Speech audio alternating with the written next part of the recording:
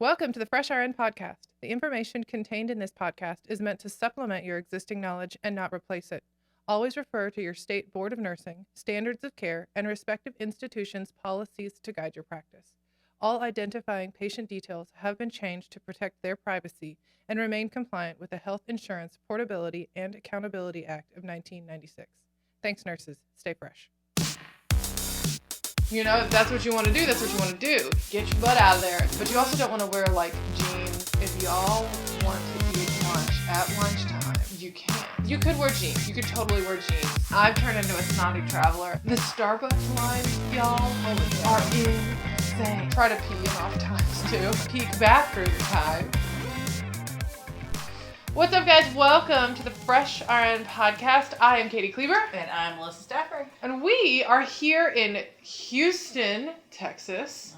At NTI. And what is NTI? NTI is National Teaching Institute, and it is the yearly conference that the American Association of Critical Care Nurses puts on. All right? So they put on this massive conference. Anywhere from 6,000 to 8,000 nurses show up. Oh my goodness, it's huge. It's massive. Mm-hmm. Like this is my third one. I've been to Denver, Houston, and San Diego. Right. And then Melissa. I went to Denver. Katie and I were in Denver together for the first one. And I went to New Orleans in 2016, and then I'm here in Houston in 2017.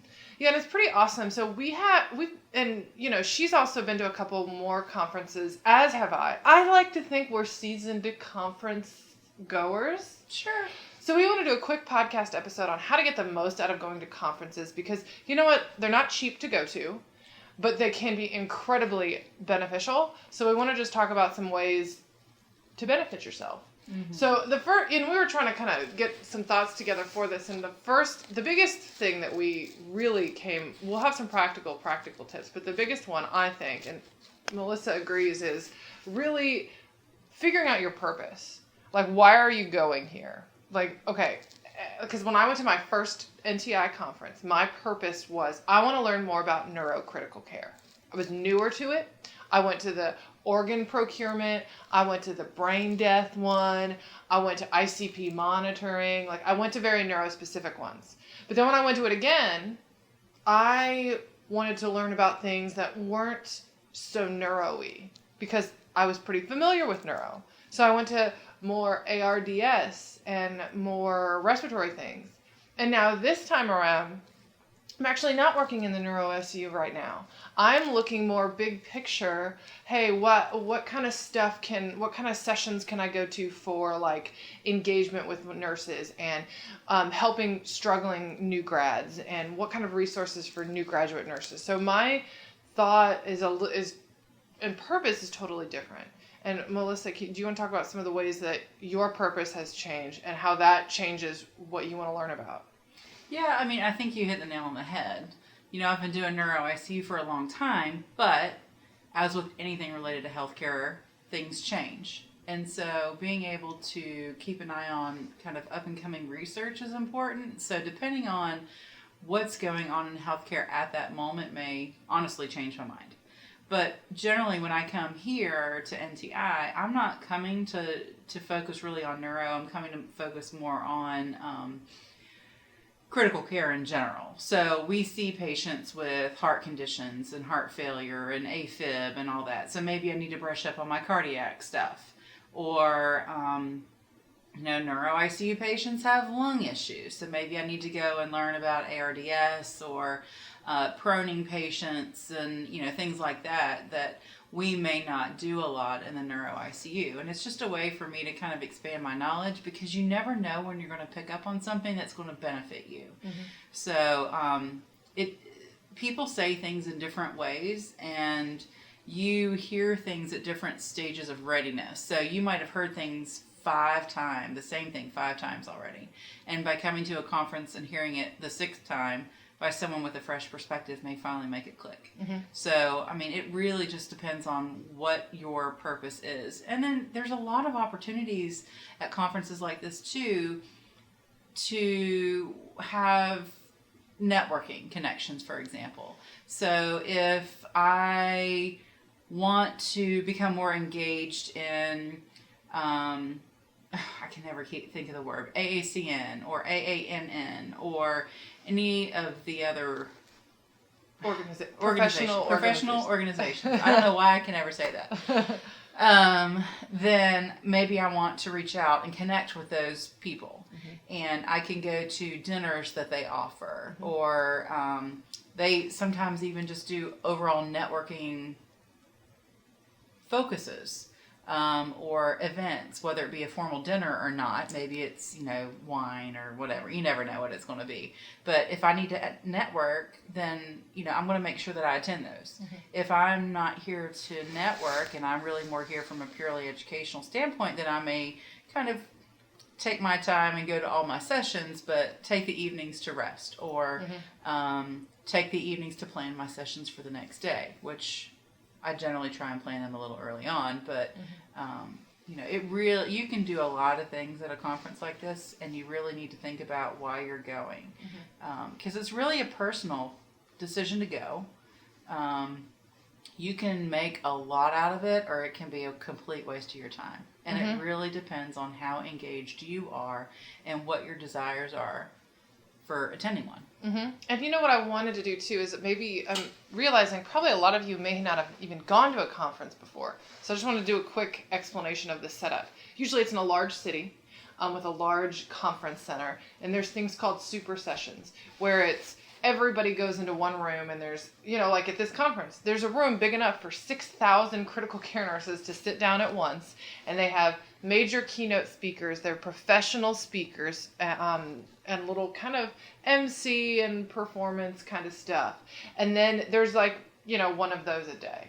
But the rest of the time is something called breakout sessions, where they offer different, an NTI has a massive schedule and tons of different classes that you can go to. Or I guess they're not classes, they're technically sometimes they're called concurrent sessions or breakout sessions, where you go to these. It can be anywhere from 45 minutes to 2.5 hours, I think is the longest.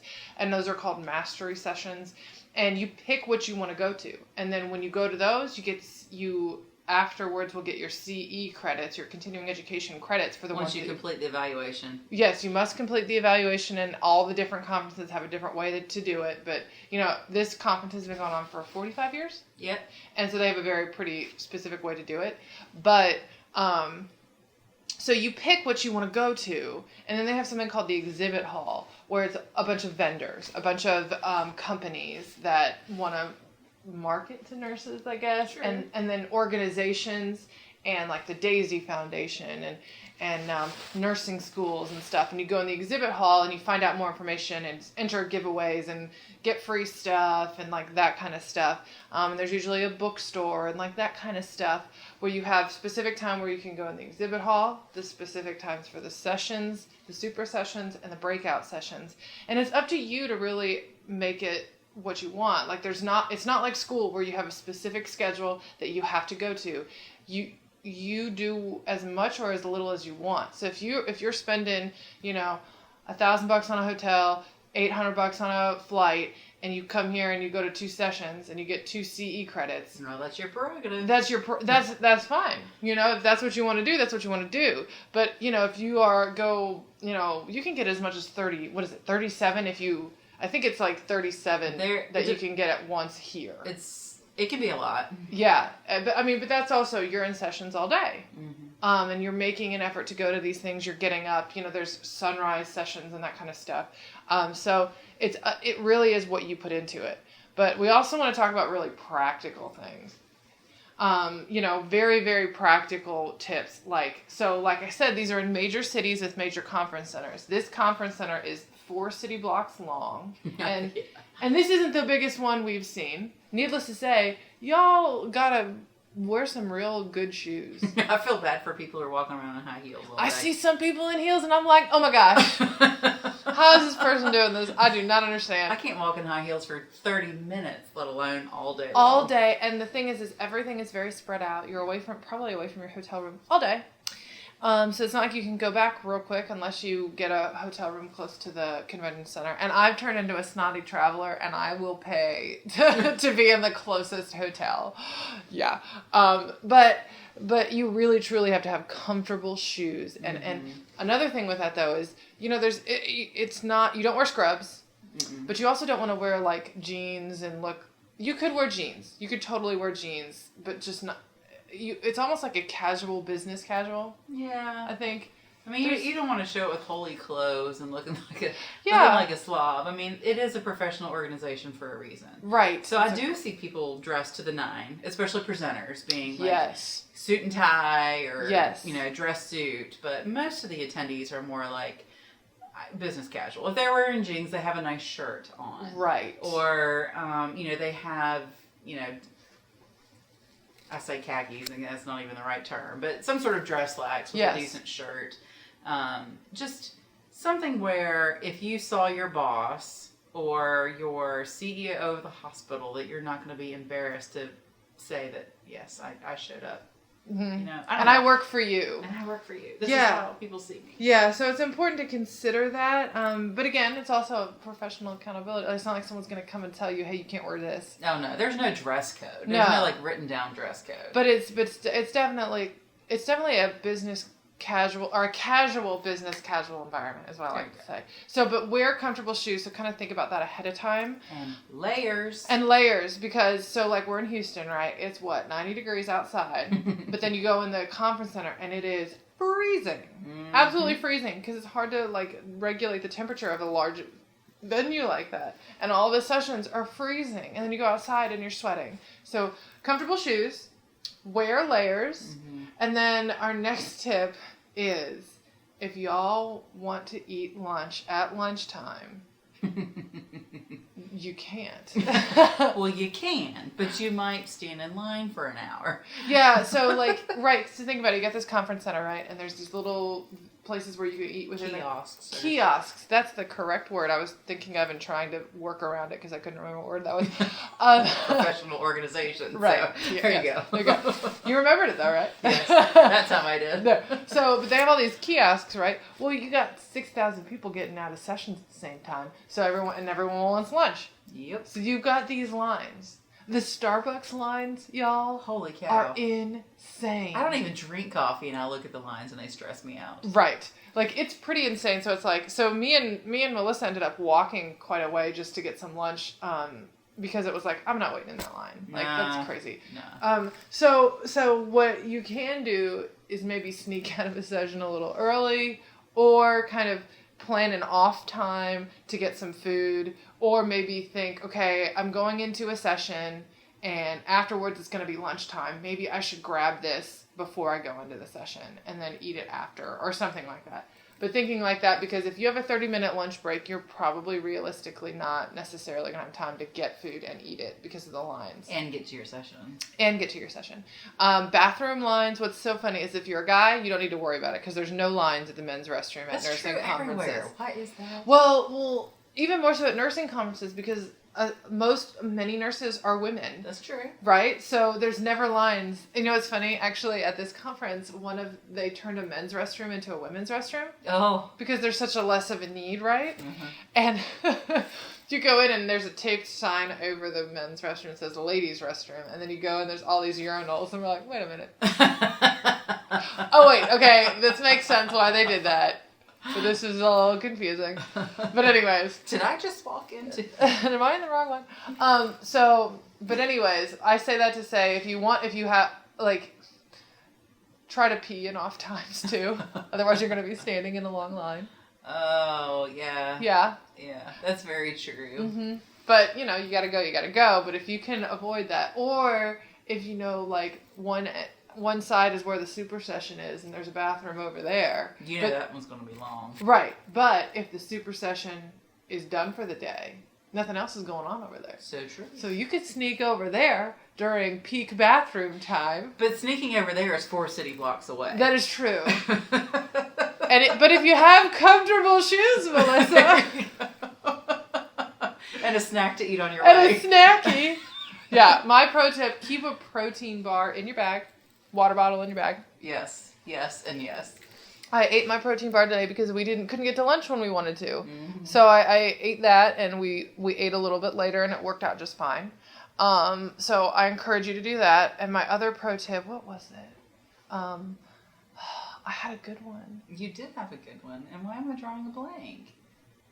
Oh, well, I didn't say this earlier, but plan your sessions ahead of time if you can. Mm-hmm. So figure out what your purpose is, and then say, okay, like, for example, I know I want to go see all the neuro sessions, because if you can't just, you could, but you won't get as much out of it if you just show up and go into rooms, right? Mm-hmm. Go into sessions, because there's so many different sessions and what amazing people teaching them. So if you're not like thinking about it beforehand, you could miss some really important stuff because you spent time at a different session that wasn't as important.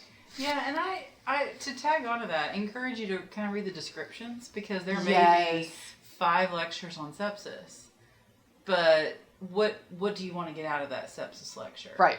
Or there may be, 3 different people talking about ICP monitoring. Mm-hmm. But, are you worried about the medicines related to ICP? Are you worried about the pathophysiology behind increased ICP? Mm-hmm. What are you trying to get out of that topic? Because that may dictate which session you go where.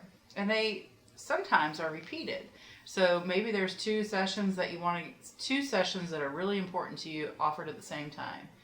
But you may be able to see session A now, and then session B is offered again 2 hours later. So maybe you go to that one next. Right. So it takes some planning. I mean, at this particular conference, I think there's 12 different sessions happening at the same time. Yeah, it's something crazy like that. So, and then one of the other ones that I've gone to, it's more like 4 choices. Mm-hmm. And then even a smaller one was only 3 choices. But, it just takes some planning. Mm-hmm. And it's definitely worth putting in the time to kind of do that ahead of time. That way you're not, or at least the night before.